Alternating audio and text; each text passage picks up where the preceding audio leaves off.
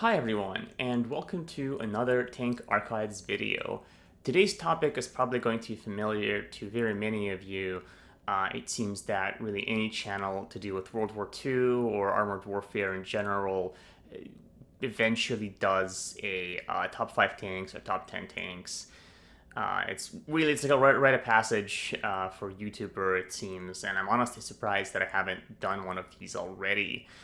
And so, without further ado, let's jump into the Tank Archives top 5 tanks of World War II.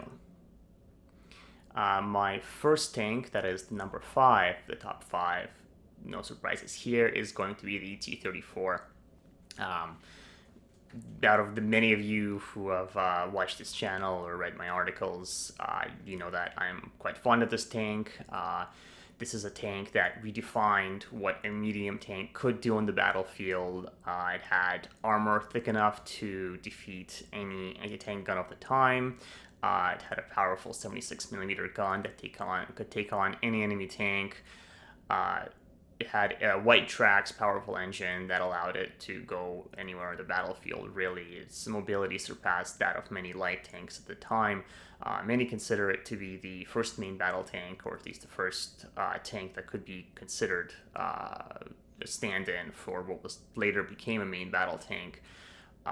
And so I don't think it was a surprise to anybody that it made my top 5 tanks list. Unfortunately, the T-34 did have quite a number of drawbacks that restricted its value in the battlefield, and so it's only going to be number 5 on this list, but it's still quite a significant tank, quite an important tank of World War II.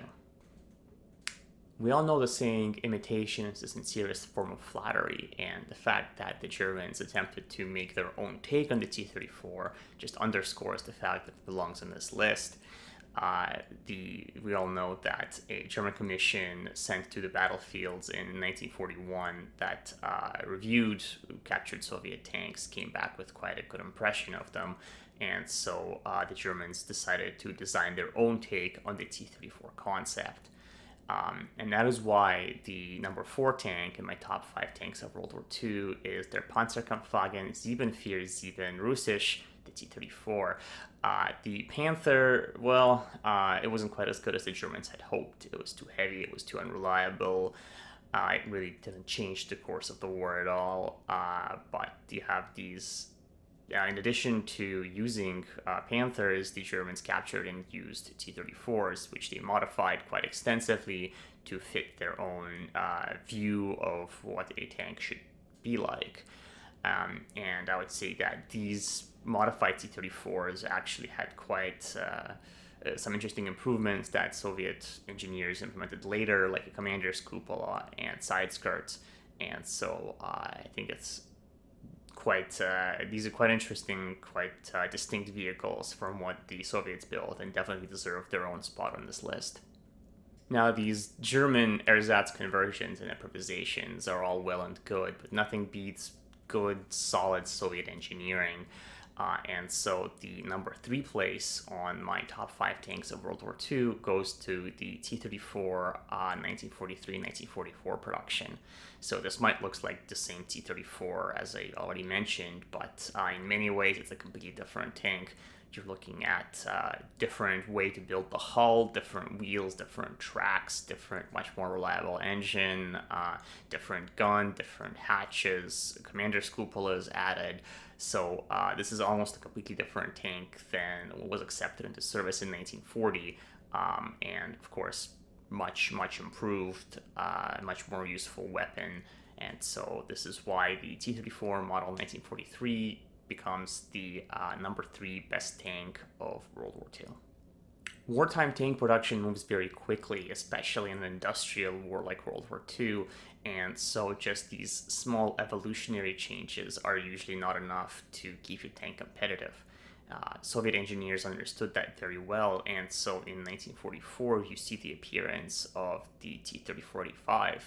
This variant had better armor than the T-34, better gun, commander's post was introduced, so now the commander could focus on commanding the tank, and the gunner could focus on just aiming the gun, and so the usefulness in combat of the T-30-45 jumped significantly compared to its predecessor.